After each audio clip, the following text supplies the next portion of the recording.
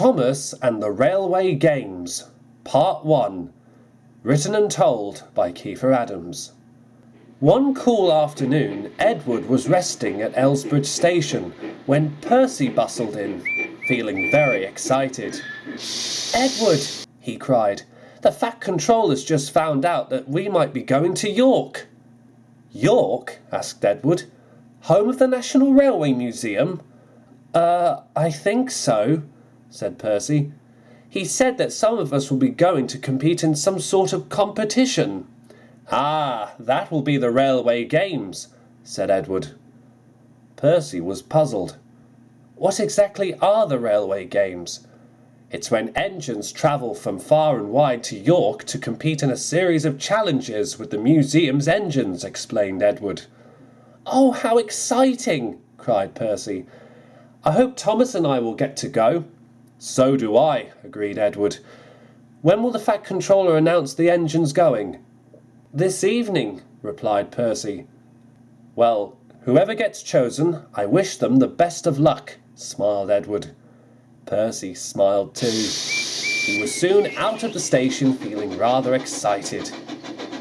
Edward wished he could go, but of course, some of the Fat Controller's engines would have to stay and still run the railway.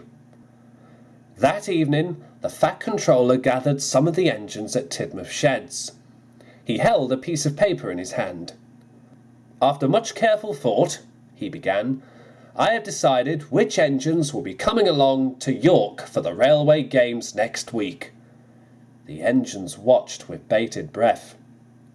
"The first engine I will be taking to York is Gordon," announced the Fat Controller. "Oh, sir," Gordon beamed, "it is truly an honour to come with you. Perhaps my brother, Flying Scotsman, will be there." "That's if you recognised him from his visit last year," chortled Henry. "Ahem," said the Fat Controller. "The next engine who will be coming to York is James." "Oh, brilliant!" James cried happily.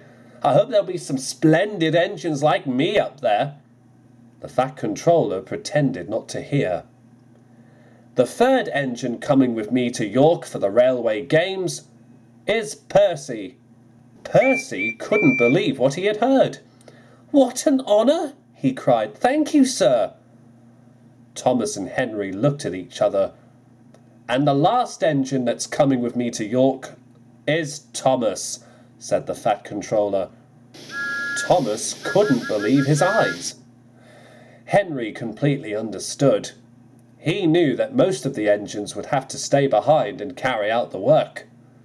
"It's settled," declared the Fat Controller. "The four of you will be heading off to York for the Railway Games next week."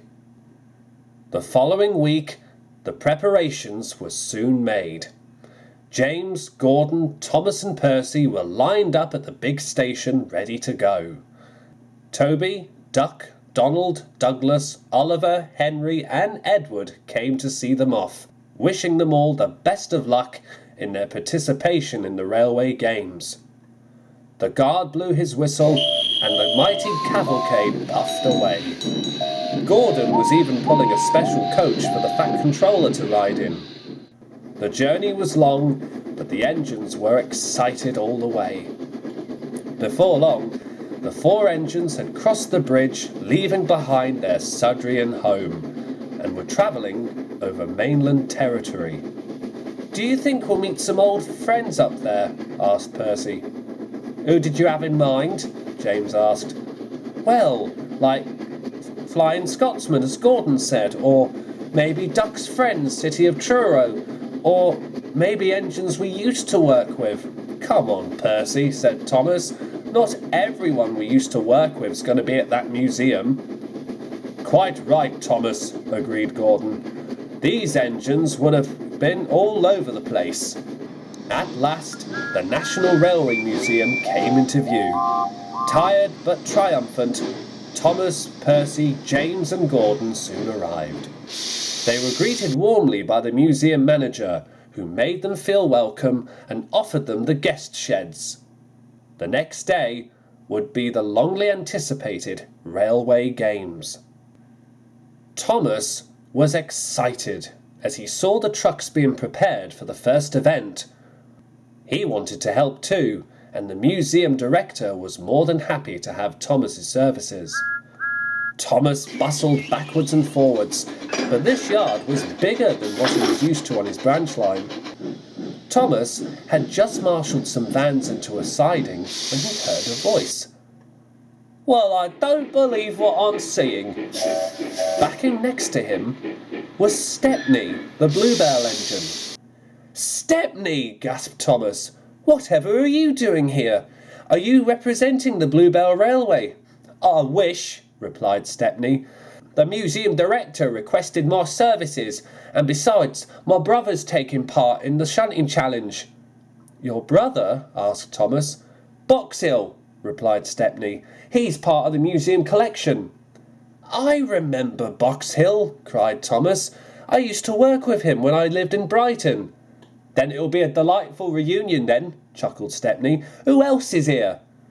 Thomas quickly explained. Stepney smiled. "Well, I wish all four of you the best of luck. You're going up against the finest engines, including Box Hill, of course." "Thank you, Stepney," said Thomas. Stepney beamed and went back to work. Thomas was excited. Seeing Stepney again made him more eager to take part in the railway games. Before long, everything was ready for the shunting challenge, which was the first event. James unfortunately drew the short straw with this one, but Box Hill was a very kind and polite engine. "Aye, may the best engine win," said Box Hill. "Oh, I planned to," muttered James. The railway games official waved his flag and blew his whistle. Stepney joined Gordon, Thomas, Percy and the Fat Controller at the sidelines, and they cheered on the two engines. The trucks here were much better behaved than the ones on Sodor, and because this was a competition, they didn't dare play any tricks. Box Hill and James bustled backwards and forwards, and the game was simple. They had to arrange the trucks into a long line, and whoever coupled their brake van to the train first was declared the winner. James had never felt so exhausted as he bustled around the yards. Box Hill was like a speeding bullet. James could swear that he had passed him 3 times before he had found his next truck. Soon the end of the race came into sight. "Come on, Box Hill! Come on, James!" Stepney called, and the cheers continued. James grabbed his brake van, but there was trouble. The brakes on the van were quite faulty, and James struggled and strained to reach the finish line. By the time he reached his train, Box Hill had already found his brake van and had won. Gordon, Thomas and Percy groaned. Stepney felt sorry for them, but was happy that Box Hill won the event. James was glad it was over. His cheeks were as red as his paintwork. Soon it was Percy's turn. His event was a tug-of-war, but he didn't like the engine he was going up against. The museum called him Single Stirling No. 1, but he also went by the name of Seamus. He was a large single-wheel tender engine from the Great Northern Railway. When he saw Percy, he scowled. "You think you got a chance to defeat me, little one?" He smirked. "Huh, I'll have you clean off the rails before the competition's over." "We'll see about that," said Percy confidently. Percy and Seamus stood back to back. The coupling for the tug-of-war was placed in between them. The railway games official once again waved his flag and blew his whistle. The noise was extraordinary. Percy was pulling one way and Seamus the other. "You can't win this, little green," shouted Seamus. "Well, I'll show you," gasped Percy. "You wait and see."